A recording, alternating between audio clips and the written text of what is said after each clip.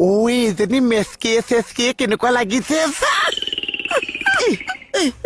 দিনটো মই ডিউটি কৰিছো ৰুম বিচাৰি তোক আৰামত ৰাখিছো তই ভাতকেইটা বনাই দিব নোৱাৰ